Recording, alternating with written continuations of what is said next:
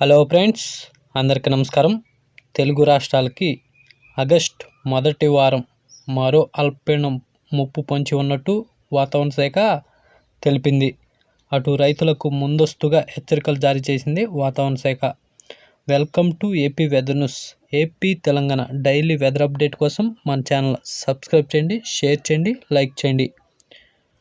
ఈరోజు వాతావరణ సమాచారం చూస్తే, ఈరోజు ఉపగ్రహ చిత్రం చూడండి, శాటిలైట్ చిత్రం. ఇవాళ కోస్తాంధ్రలో తేలికపాటి మేఘాలు అక్కడక్కడ కొన్ని చోట్ల ఉండే అవకాశం ఉన్నట్టు వాతావరణ శాఖ తెలిపింది. ఈరోజు ఎండ బాగానే ఉండే అవకాశం ఉన్నట్టు వాతావరణ శాఖ తెలిపింది. ఇదిలా ఉంటే రాగల 2 రోజులు కోస్తాంధ్రలో అక్కడక్కడ ఓ మోస్తరు నుంచి తేలికపాటి వర్షాలు నమోదే అవకాశం ఉన్నట్టు వాతావరణ శాఖ తెలిపింది. అటు తెలంగాణలో కూడా అక్కడక్కడ భారీ వర్షాలు తెలంగాణలో ముంచెత్తే అవకాశం ఉన్నట్టు వాతావరణ శాఖ తెలిపింది.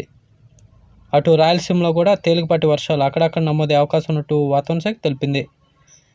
ఇదిలా ఉంటే ఆగస్టు మొదటి వారంలో బంగాళాఖాతంలో భారీ అల్పపీడనం ఏర్పడే అవకాశం ఉన్నట్టు వాతావరణ శాఖ అంచనా వేసింది. అది పశ్చిమ బెంగాల్ సమీపంలో ఏర్పడే అవకాశం ఉన్నట్టు వాతావరణ శాఖ తెలిపింది. దాని ప్రభావంతో తెలుగు రాష్ట్రాల్లో అక్కడక్కడ ఓ మోస్తరు నుంచి భారీ వర్షాలు వచ్చే వారంలో ముంచెత్తే అవకాశం ఉన్నట్టు వాతావరణ శాఖ అంచనా వేసింది. అది క్రమేపీ బలపడి ఇటు ఒరిస్సా మీదుగా వెళ్ళే అవకాశం ఉన్నట్టు వాతావరణ శాఖ తెలిపింది. దాని ప్రభావంతో కోస్తాంధ్రలో మధ్య కోస్తా జిల్లాలైన కృష్ణా, గుంటూరు, తూర్పుగోదావరి, పశ్చిమ గోదావరి జిల్లాలో అక్కడక్కడ ఓ మోస్తరు నుంచి తేలికపాటి వర్షాలు నమోదే అవకాశం ఉన్నట్టు వాతావరణ శాఖ తెలిపింది.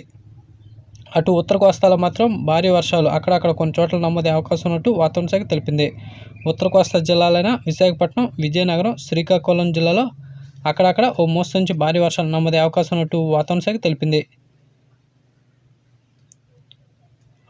ఇటు రాయలసీమ విషయానికి వస్తే, రాయలసీమ జిల్లాలైన కడప, కర్నూలు, నంద్యాల, పులివెందుల, మదనపల్లి, బళ్ళారి జిల్లాలో అక్కడక్కడ ఓ మోస్తరు నుంచి తేలికపాటి వర్షాలు ఈరోజు రేపు అక్కడక్కడ నమోదే అవకాశం ఉన్నట్టు వాతావరణ శాఖ తెలిపింది.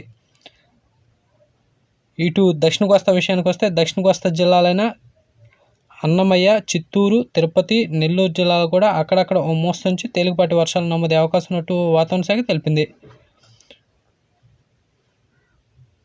ఇదిలా ఉంటే అటు తెలంగాణలో కూడా ఉత్తర తెలంగాణ, తూర్పు తెలంగాణలో అక్కడక్కడ ఓ మోస్తరు నుంచి భారీ వర్షాలు నమోదే అవకాశం ఉన్నట్టు వాతావరణ శాఖ తెలిపింది.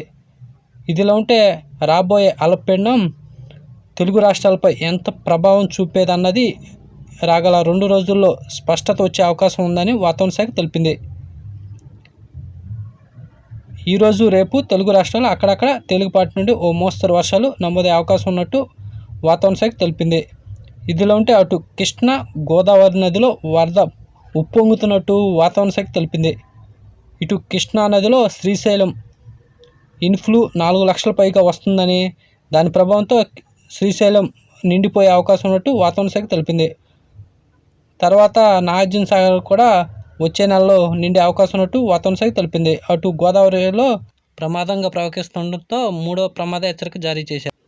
తెలుగు రాష్ట్రాల ఉష్ణోగ్రత చూస్తే, ఇవాళ తెలంగాణ, ఆంధ్రప్రదేశ్లో యావరేజ్గా 40 డిగ్రీల సెల్సియస్ నమోదే అవకాశం ఉన్నట్టు వాతావరణ శాఖ తెలిపింది.